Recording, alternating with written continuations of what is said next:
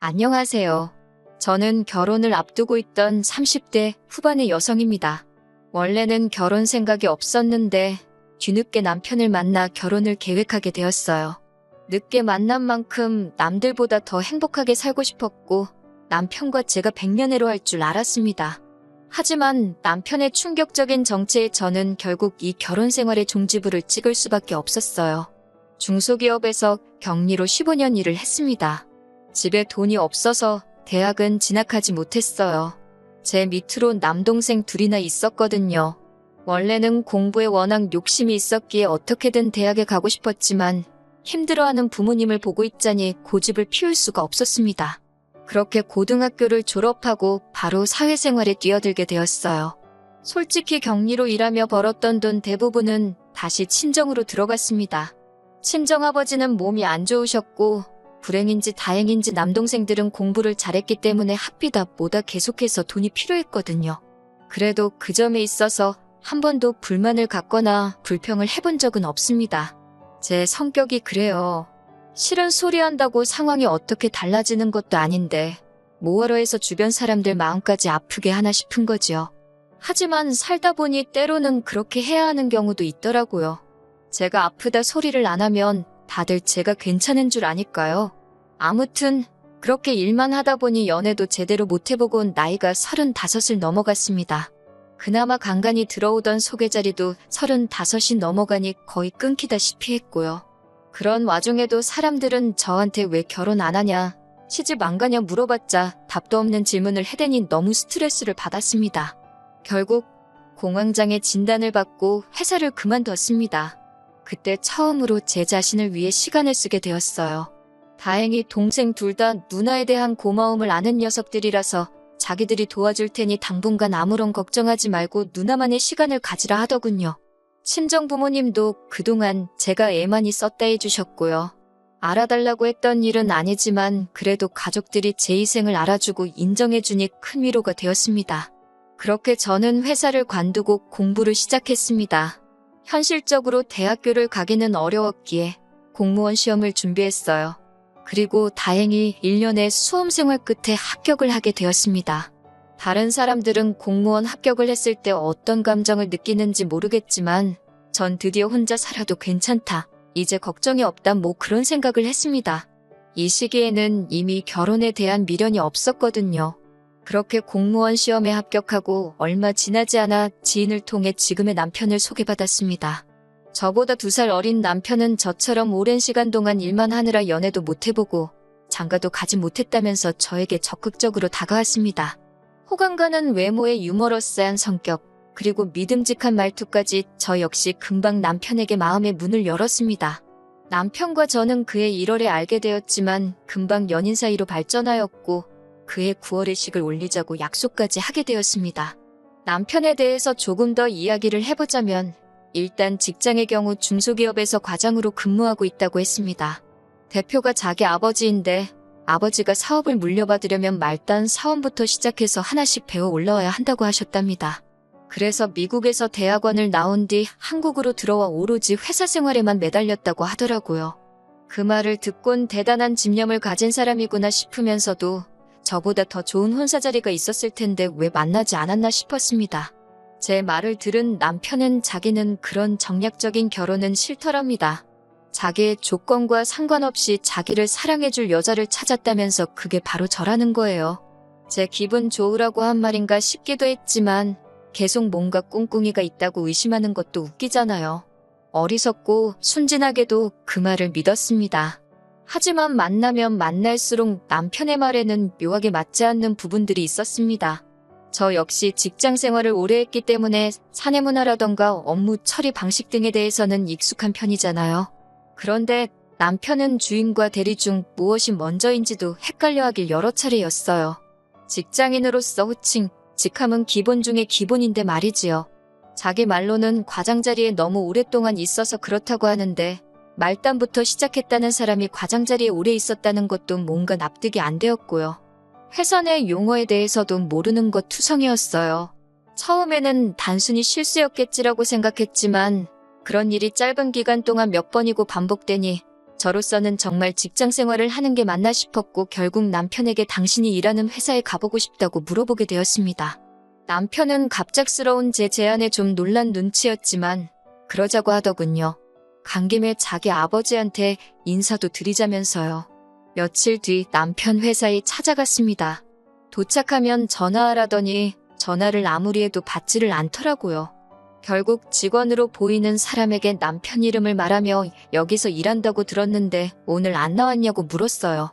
그러자 여기서 일하는 건 맞지만 출근 여부는 말해줄 수 없다며 직접 연락해보라고 하더라고요. 연락은 닿지 않지. 아무도 말은 안 해주지. 속상했지만 말해줄 수 없다는 직원의 말도 일리가 있었기 때문에 집으로 돌아가 남편으로부터 연락이 올 때까지 기다렸습니다. 그리고 늦은 밤이 되어서야 연락이 왔어요.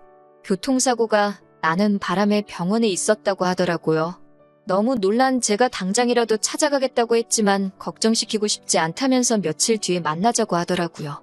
아픈 사람한테 제 고집을 밀어붙일 수는 없는 노릇이었으니 기다릴 수밖에 없었습니다. 그리고 적어도 남편이 그 회사에서 근무를 한다는 사실은 확인이 되었으니 그것만으로도 다행이다 싶었지요. 조금씩 남편에 대한 믿음이 다시 회복되어 가고 있었습니다. 둘이 9월에 결혼하자고 약속은 한 상태였기에 6월에 양가어른을 모시고 상견례를 진행했어요. 원래는 좀 더 일찍 하려고 했었는데 시부모님께서 여행을 다녀오신다고 하여 좀 늦어지게 되었지요. 여행 중 제가 생각나서 샀다며 시어머니께서 귀걸이 한 쌍을 주셨습니다. 그 정도로 다정한 분이셨어요. 시아버지 또한 저에게 혼수며 예단이며 바라는 것은 없으니 몸만 오면 된다고 말씀해 주셨고요. 저희 부모님은 딸이 결혼도 못하고 평생 혼자 살까봐 걱정이 크셨는데 뒤늦게나마 좋은 집에 시집가게 되었다고 무척 기뻐하셨습니다. 저 또한 기다린 자에게 복이 있다더니 내 인생이 그런 건가 싶었고요. 상견례까지 무사히 마치고 나니 정말 제가 결혼한다는 사실이 현실로 느껴졌습니다.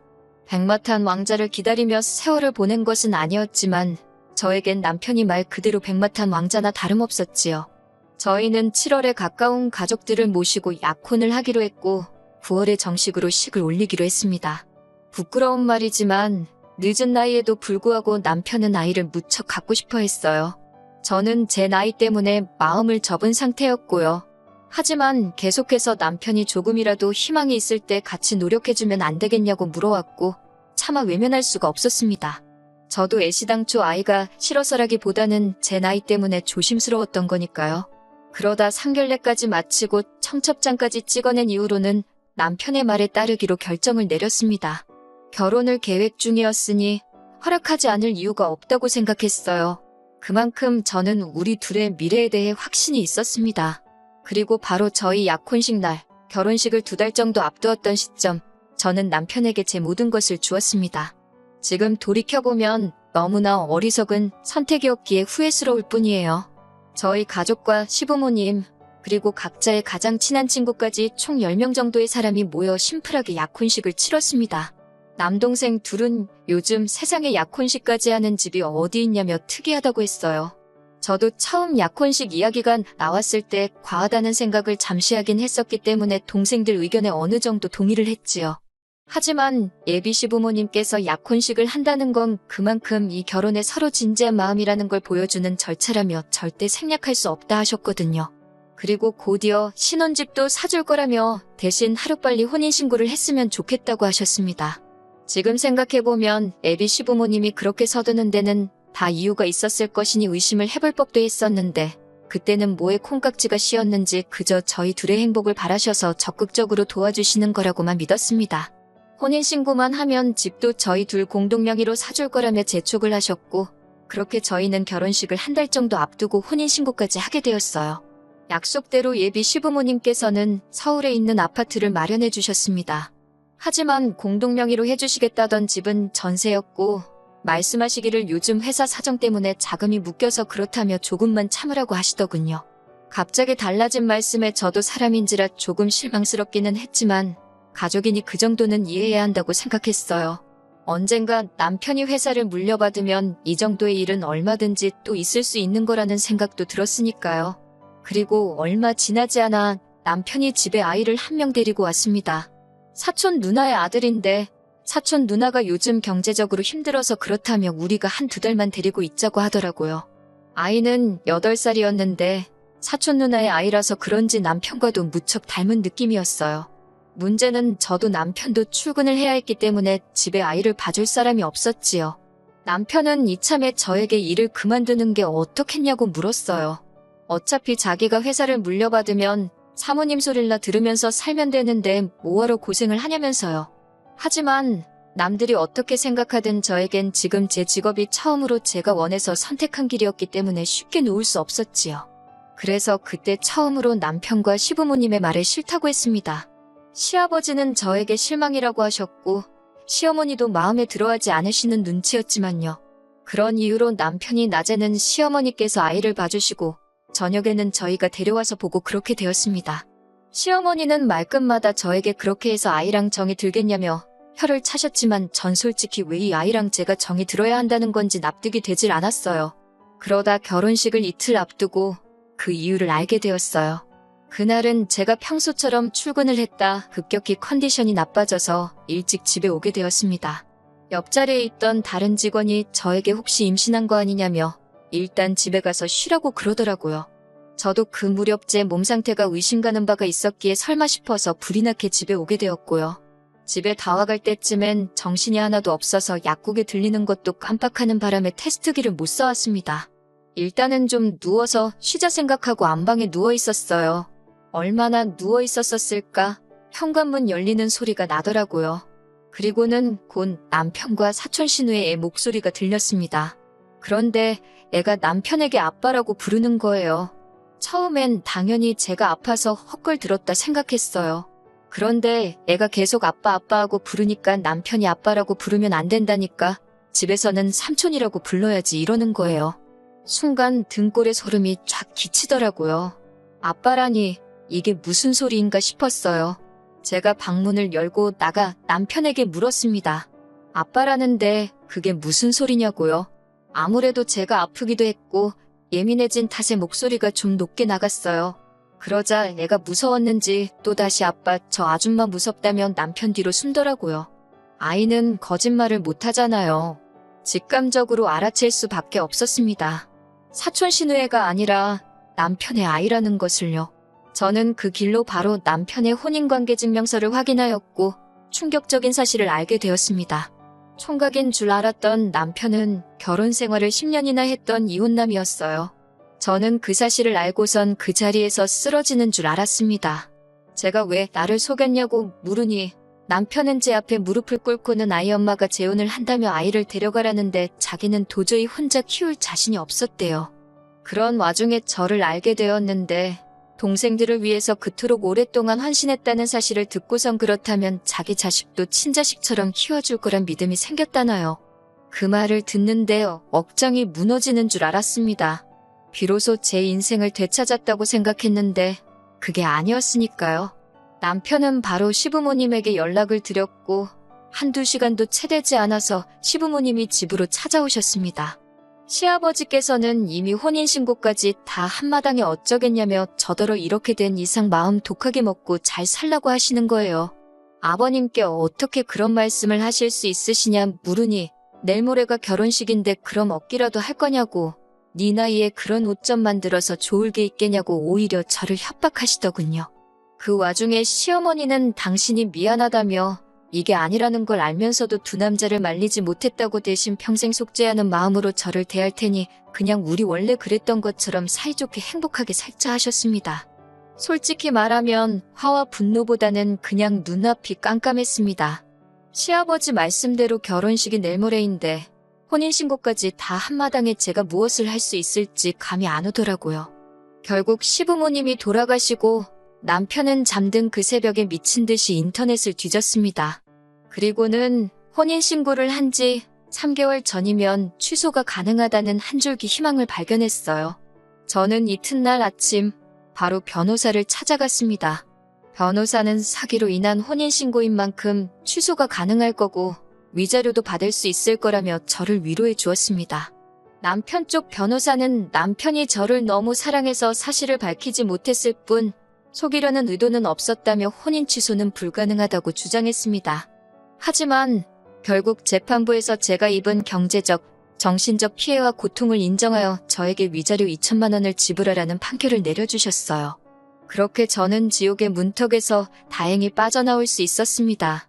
남편은 그 이후로도 저에게 그래도 저를 사랑했던 마음만큼은 진심이었다며 잘 생각해보고 다시 돌아와 달라고 했습니다. 하지만 저도 남편을 진심으로 사랑했었기에 더욱 더 돌아갈 수 없었습니다. 더 이상 그 무엇도 믿을 수 없었으니까요. 이 모든 사실들을 알게 된 제 두 남동생은 붕괴했고 동시에 자기들 때문에 제가 인생에서 너무 많은 것을 놓치고 희생하며 산 것에 대해 미안하다고 눈물을 보였습니다. 친정부모님도 한숨만 내쉬면서 능력 없는 당신들 탓이라고 미안하다 하셨고요. 그런 가족들의 모습을 보는 건 남편과 헤어지는 것보다 훨씬 더 가슴 아프고 속상한 일이었습니다. 벌써 1년도 더 된 이야기라서 지금은 마음이 많이 편해진 상태입니다. 죽을 만큼 매달리던 남편도 소문에 의하니 어떤 여자를 만나 결국 재혼에 성공한 것 같더군요. 그 여자는 남편의 과거를 알고 있는지 모르겠지만 이제 제가 나설 자리도 아니고 조금도 엮이고 싶지도 않네요. 저는 남편에게 받은 위자료로 대학에 가려고 합니다. 부족한 학비는 동생들이 도와주겠다며 누나가 해보고 싶은 거 더 늦기 전에 실컷 해보라고 응원해주더라고요. 제 인생에 어쩌면 남편이나 결혼 같은 건 없을지도 모릅니다. 하지만 늦게나마 이렇게 제가 가고 싶던 그 길을 갈 수 있음에 감사한 마음입니다. 욕심내지 않고 작은 것들에 감사하며 살다 보면 또 좋은 날이 오지 않을까요?